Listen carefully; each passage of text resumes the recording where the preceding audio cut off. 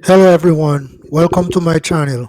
Today I'm going to talk about the economic impact payment for college students. Before I get into the video, be sure to subscribe and leave a comment below saying I subscribed. I will try to personally reply to your comments.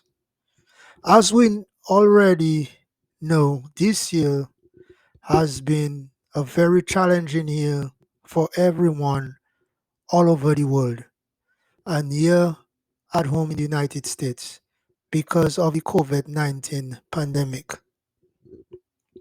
The pandemic has affected a lot of lives through death, loss of jobs, and mental and physical stress. It's a tough time we, the people of the world, are going through. As the medical experts are working to find a vaccine for the virus, we will have to practice all the required measures to keep ourselves, family, friends, and neighbors safe. Today, I was scrolling through the web and I found an article from the IRS that I want to share in today's video, where the IRS is stating that self-supporting college students may be qualified for an economic impact payment. I'm going to share my screen to go over the article from the IRS pertaining to this economic impact payment for self-supporting college students. For the self-supporting college students may qualify for an economic impact payment. So I'm going to read through the article from the IRS.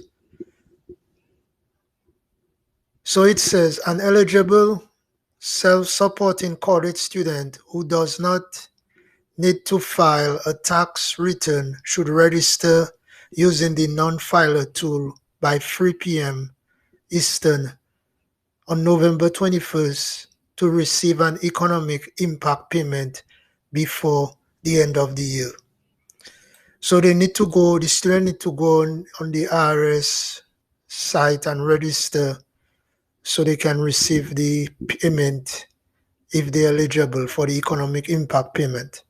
Generally, a self-supporting student who registers will receive a $1,200 payment if they are single or $2,400 if married and file a joint return, and the student or the spouse cannot be claimed as a dependent. If they have dependent children, they may also get an additional $500 for each qualifying child. So if the student is single or married and they cannot be claimed by their parents as a dependent on the tax return, they will be eligible for that economic impact payment. And also, if the student have a qualifying child, they will receive an additional $500 for each qualifying child they have. Let me continue reading the article. Only self-supporting students who are not required to file a tax return should use the non-filers tool. Dependent students do not qualify. This means any student who is claimed as a dependent by their parents or someone else cannot get a payment. So if the student was claimed by their parents, they do not qualify for that self-supporting college student economic impact payment. The article continues to state, recent college graduates may not have received an economic impact payment because they were claimed as a dependent by their parents or someone else.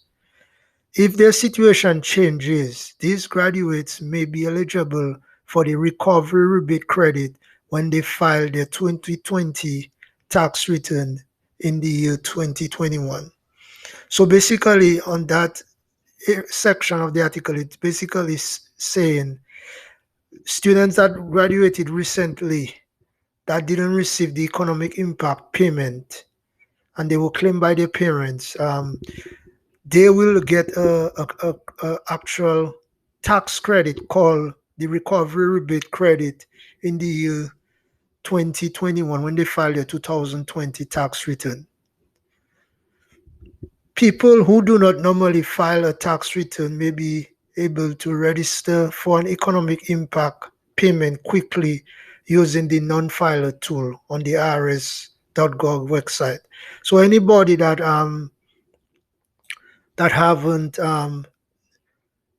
that who normally file a tax return, they can register using the non-filer tool to receive their economic impact payment quickly.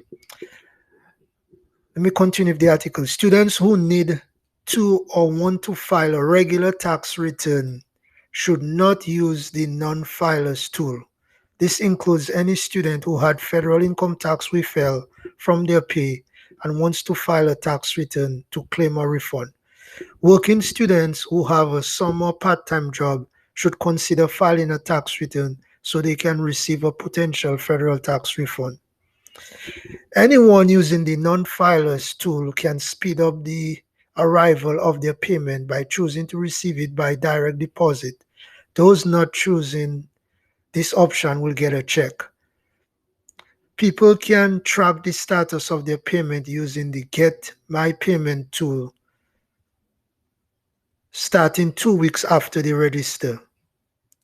Anyone who misses the November 21 deadline will have to wait until next year to claim the recovery rebate credit. If they're eligible when they file their 2020 federal income tax return. So once again, this article is I found from the IRS. It really goes in detail about that economic impact payment for self-supporting college students. That's basically for students that did not file, did not receive any economic impact payment. So now they are saying that they can go ahead and register by November 21st. So they can be eligible to receive that economic impact payment.